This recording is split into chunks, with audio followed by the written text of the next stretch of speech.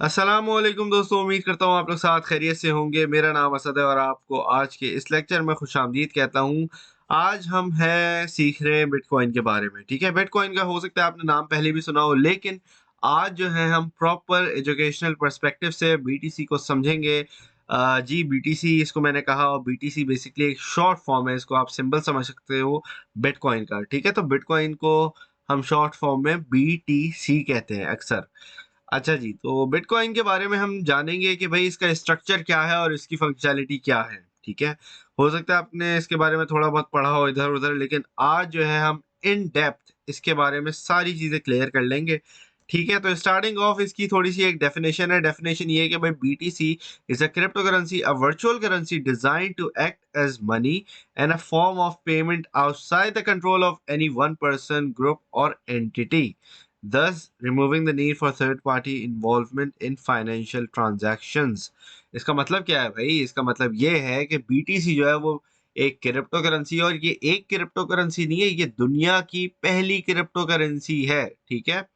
और जैसा कि आप देख सकते हैं कि भाई 2009 में एक ग्रुप ने, ग्रुप ऑफ डेवलपर्स, या हो सकता है एक अकेला बंदा हो, वी डोंट नो कि किसने बनाया है इसको। वो एक बंदा भी हो सकता है, बहुत सारे भी हो सकते हैं, लेकिन जो एलियस यूज़ किया गया था 2009 में, ठीक है? वो था सतोशी नाकामोटो का, ठीक है? नो वन नोज़ कि इसके पीछे कौन है, इसके पीछे क्या है, वगैरह-वगैरह। लेकिन हमें इतना पता है कि इसका एलियास ये था, और ऑब्वियसली जनरल पब्लिक को ये 2009 में इंट्रोड्यूस करवाया गया था, ठीक है? तो बेसिकली आपका जो पहला ब्लॉक है, आप अगर उसको डेट बैक करोगे तो 2009 तक आप पहुँच सकते हो, ठीक है? और ऑब्वियसली इसकी डेफिनिशन में अगर हम पढ़ते हैं, तो भाई जिस तरीके से मैंने आपको पहले ब्लॉकचेन के बारे में, टेक्नोलॉजी के प्रीवियस लेक्चर में मैंने आपको बताया था ना, कि ये पब्लिक लेजर है, जो कीवर्ड मैंने प्रीवियस लेक्चर में था, तो इसमें उस कीवर्ड का काफ़ी आपको यूज़ नज़र आएगा, ठीक है? तो क्यों? क्योंकि दोस्तों ये एक वर्चुअल करेंसी है। वर्चुअल करेंसी का मतलब होता है कि भई ये ऑनलाइन है, डिजिटल है, इसकी कोई पेपर या नोट या कोई कॉइन वगैरह तो है नहीं। बिटकॉइन नाम है इसका, लेकिन रियल में कोई कॉइन नहीं है, ये डिजिटल का कॉइन है, डिजिटल मनी है, ठीक है? अब ये कैसी फॉर्म ऑफ पेमेंट है? ये ऐसी फॉर्म ऑफ पेमेंट है जिसके अंदर कोई भी थर्ड पार्टी इन्वॉल्व नहीं है, जिसमें कोई बैंक नहीं है, जिसमें कोई ऑनलाइन बैंक नहीं है, कोई ऑनलाइन कुछ भी नहीं है। इसमें सिर्फ़ और सिर्फ़ आप हैं, और जिस बंदे को आप पैसे दे रहे हैं वो है। लेट्स से अगर आपने मुझे पैसे देने हैं, तो ऑब्वियसली मैं और आपकी बात होगी, और अगर मैंने आपको पैसे देने हैं तो मेरी और आपकी बात होगी। इसमें बीच में तीसरा बंदा कोई नहीं है। Direct peer to peer transactions है, बंदा टू बंदा ट्रांज़ैक्शन है। समझ आ गई ये बात? तो ये सिंपल सी इसकी डेफिनेशन है। और अगर हम इसमें मज़ीद आगे बढ़ते हैं, तो इसमें लिखा हुआ है कि it is rewarded to blockchain miners for those for the work done to verify transactions and can be purchased on several exchanges. अब इसका क्या मतलब हुआ? इसका मतलब ये हुआ है कि ये जो बिटकॉइन है, इसको हम कैसे हासिल कर सकते हैं? इसको हम एज़ अ रिवॉर्ड हासिल कर सकते हैं, अगर तो हम बिटकॉइन माइनर बन जाएँगे, ठीक है? अगर आपके पास, क्योंकि मैंने आपको कल लेक्चर में बताया हुआ है, प्रीवियस लेक्चर में आई मीन बताया हुआ है कि आपके पास जो माइनर्स होते हैं, ठीक है? ब्लॉकचेन की टेक्नोलॉजी के अंदर आपके पास डिफरेंट एल्गोरिदम्स हैं, डिफरेंट प्रोटोकॉल्स हैं, वगैरह-वगैरह। तो बिटकॉइन का जो बेसिकली सॉफ्टवेयर चल रहा है ना, ये चल रहा है आपके प्रूफ ऑफ वर्क नामी एल्गोरिदम पे, ठीक है? अब प्रूफ ऑफ वर्क में होता ये है कि आपको जो एल्गोरिदम है ना, जो उसका सॉफ्टवेयर है, उसको चलने के लिए आपको चाहिए होती है प्रोसेसिंग पावर। प्रोसेसिंग पावर कहाँ से आती है? सीपीयू से, जीपीयू से। लेकिन ऑब्वियसली अब इसका इसकी जो डिफ़िकल्टी है वो बहुत ज़्यादा एडवांस हो गई है। तो आप अगर सोच रहे हो कि यार इसको मैं घर पे, घर के पुराने लैपटॉप से या कंप्यूटर से माइन कर सकता हूँ, तो बिल्कुल ऐसा पॉसिबल नहीं होगा। आपके चांसेस बहुत कम होंगे, क्योंकि उसकी प्रोसेसिंग पावर इतनी नहीं है कि वो प्रॉपर तरीके से माइन कर सके, ठीक है? ऑब्वियसली, और फिर उसमें फिर आपको रिवॉर्ड भी नहीं मिलेगा, ठीक है? तो इसके लिए कुछ अभी एसाइक माइनर्स आते हैं, वो भी अभी मैं आपको बताता हूँ माइनर्स के बारे में ज़्यादा, ठीक है? तो बेसिकली 2 तरीके हैं, या तो आप इसको माइन कर सकते हो, या डायरेक्ट जो है लिखा हुआ है सेवरल एक्सचेंजेस पे। ऑब्वियसली अब तो बीटीसी हर एक्सचेंज पे आपको मिल जाएगा, तो किसी भी एक्सचेंज से आप डायरेक्टली बीटीसी भी खरीद सकते हैं, ठीक है? तो ये थी इसकी एक बेसिक सी डेफिनेशन। अब ज़रा थोड़ा इसमें मज़ीद डाइव इन करते हैं। तो आज इस लेक्चर में हम ये समझेंगे सप्लाई और डिमांड का चक्कर क्या है, ठीक है। अभी अगर मैं आपसे पूछूं कि भाई आप बताओ कि स्टोर ऑफ वैल्यू जो है वो बेस्ट किस चीज में होगी, हो सकता है कोई बोले डॉलर में है, कि कोई बोले गोल्ड में है, कोई बोले जो आपकी जमीन है इसमें है, ठीक है। तो स्टोर ऑफ वैल्यू का आपको पहले मतलब समझना होगा। स्टोर ऑफ वैल्यू का मतलब होता है कि कोई ऐसी चीज हो जो कि एक फलाना वैल्यू को, ठीक है, एक कीमत को आपने लॉक कर देना, ठीक है। अब जैसे मैं आपको एग्जांपल देता हूँ कि भाई मैं अगर $1 है मेरे पास, अब डॉलर क्या हो रहा है हर साल अपने जो वैल्यू है वो लूज कर रहा है, ठीक है। अब वो वैल्यू लूज क्यों कर रहा है, क्योंकि बात आती है सप्लाई एंड डिमांड की, सही है। अब सप्लाई एंड डिमांड पे ये होता है दोस्तों कि जो आपकी स्टोर ऑफ वैल्यू होता है ना, स्टोर ऑफ वैल्यू जब आपकी कोई चीज कीमती होती है, अगर तो वो चीज नायाब है तो उसकी सप्लाई, क्योंकि देखो अब नायाब चीज की सप्लाई का मतलब क्या है, उसकी सप्लाई बहुत कम है क्योंकि वो नायाब है, ठीक है ना भाई।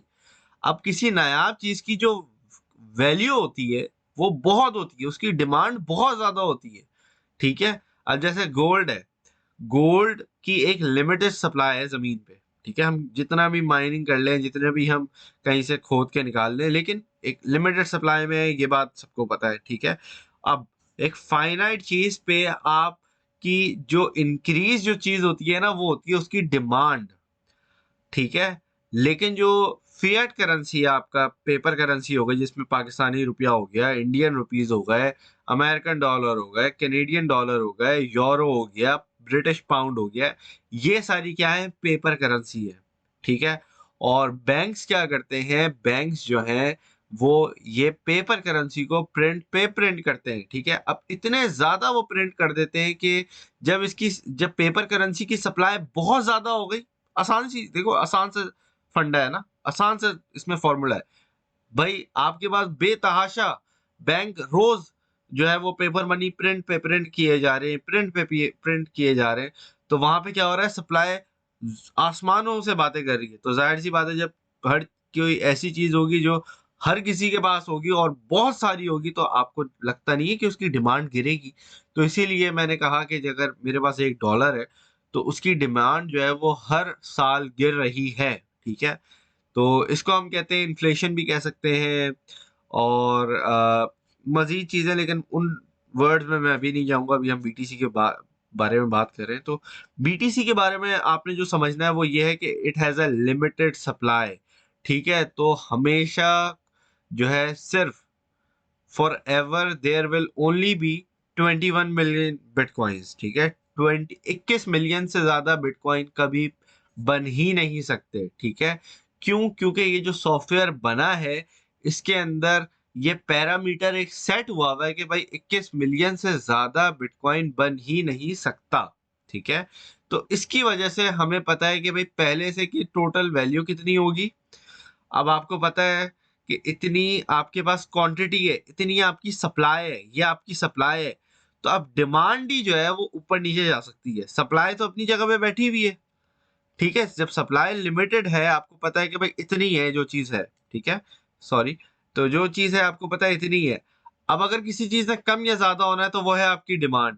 अब डिमांड क्या होता है, डिमांड में आपके पास जो है डॉलर, बेसिकली अब आपकी उसकी जो वैल्यू है वो ऊपर नीचे जाती है, ठीक है। जैसे कि अब आपको एग्जांपल देता हूँ, अभी बीटीसी का 2017 में ऑल टाइम हाई लगा, कितने का लगा, $20,000 का।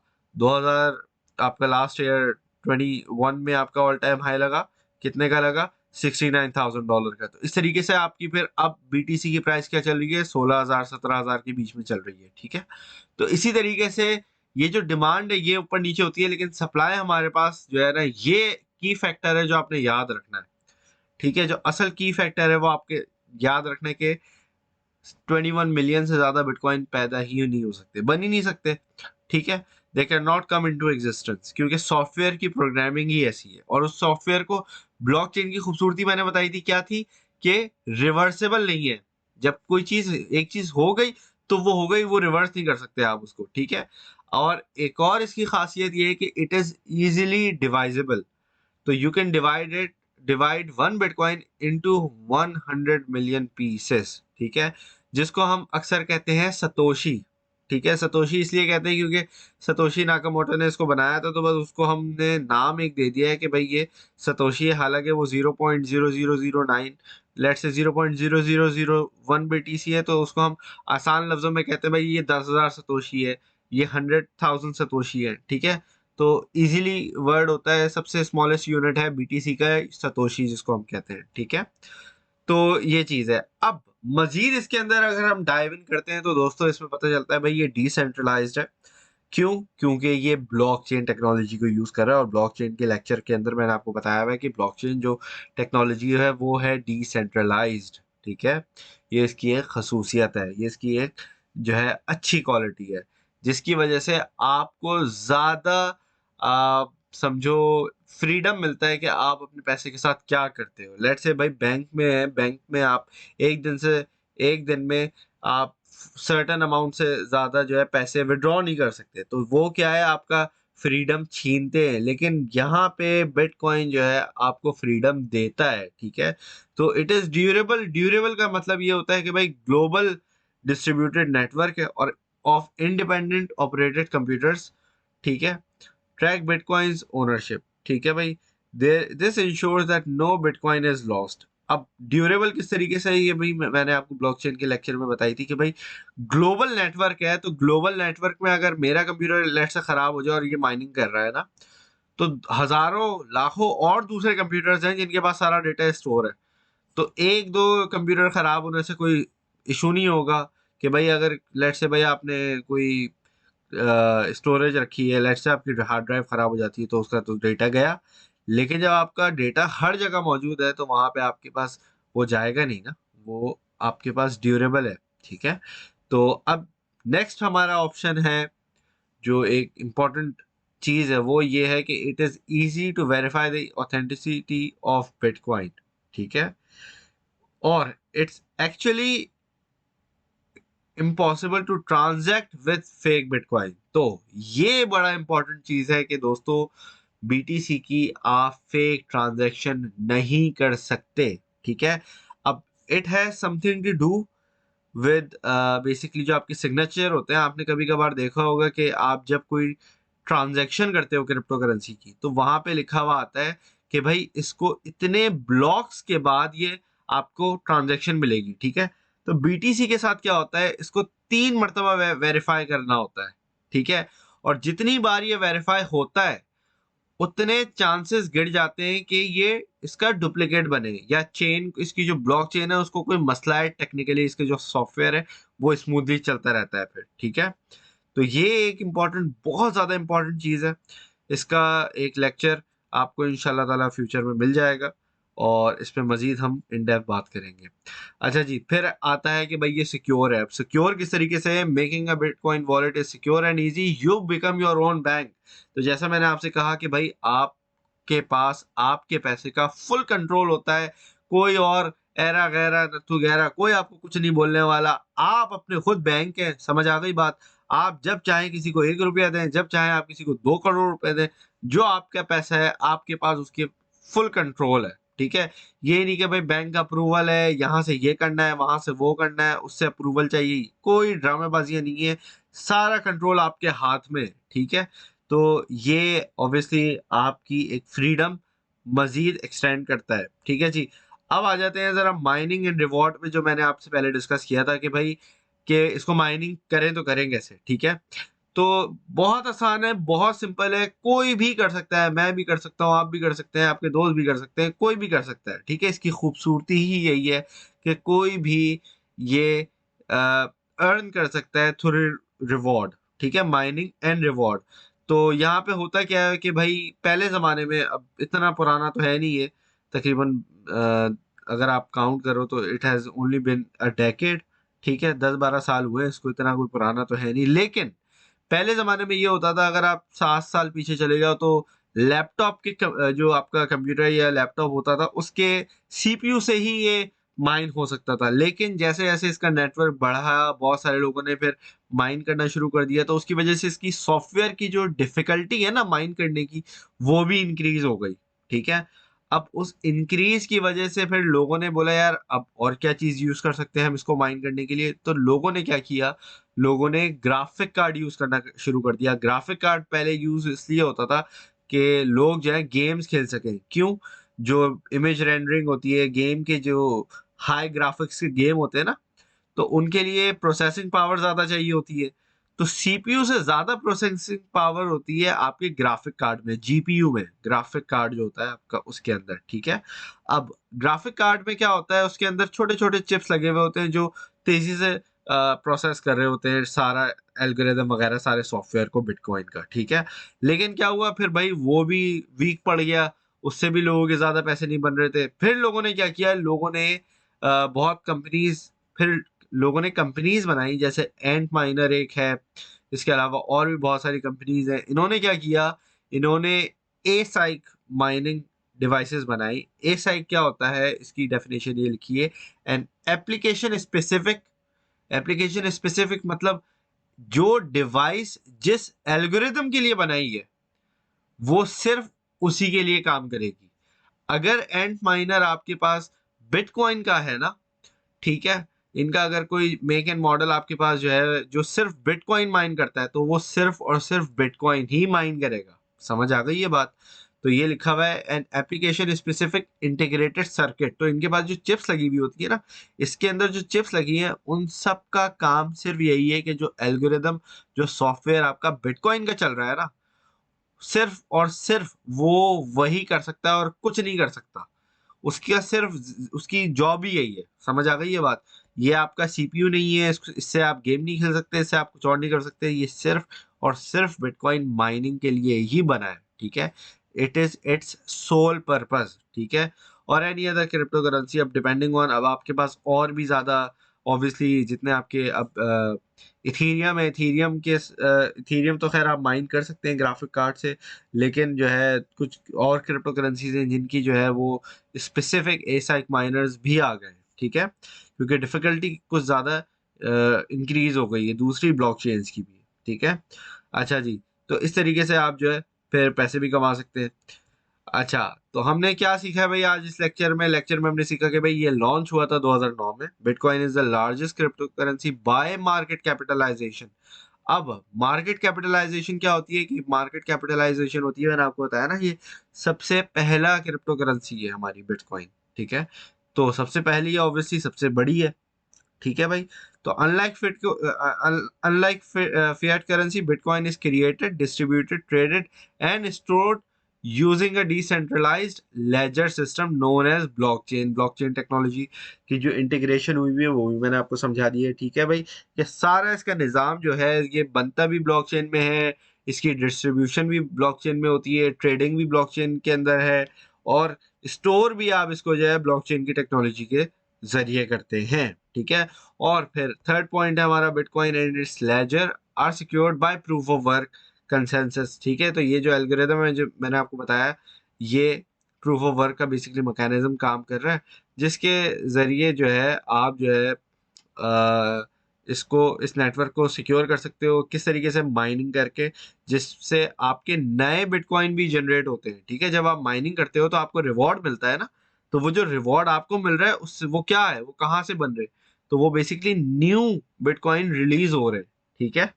अब bitcoin can be purchase by various crypto currency exchanges, ये भी मैंने आपको बात बता दी है कि भाई आप कहीं से भी इसको बाय कर सकते हैं। Bitcoin's history as a store of value has been turbulent, कि मैंने आपको बताया ना कि भाई कभी 20,000 था, कभी 69,000 था, अभी 16,000 है, लेकिन जो है ये एक आप समझो स्टोर ऑफ वैल्यू के हिसाब से ओवरऑल इसने अच्छा खासा गेन दिया है। अगर किसी ने इसको किसी भी पॉइंट पे बाय किया है over the span of its life, जब से ये बना है तब से लेके आज तक किसी भी पॉइंट पे आपने बाय किया है, कुछ अरसे के बाद इसने आपको यकीनन प्रॉफिट ज़रूर दिया है, ठीक है?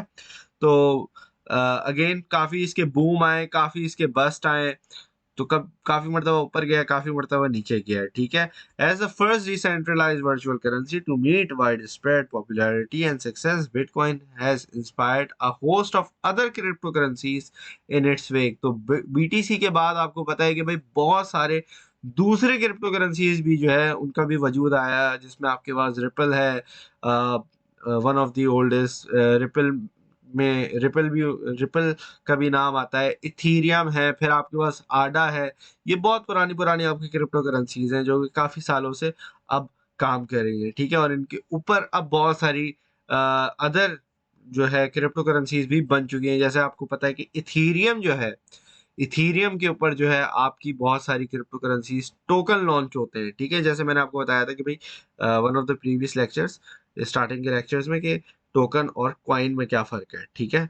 तो इसी तरीके से होपफुली आपको बहुत सारी चीज़ें क्लियर हो गई होंगी, तो यकीनन आपको ये लेक्चर अच्छा लगा होगा।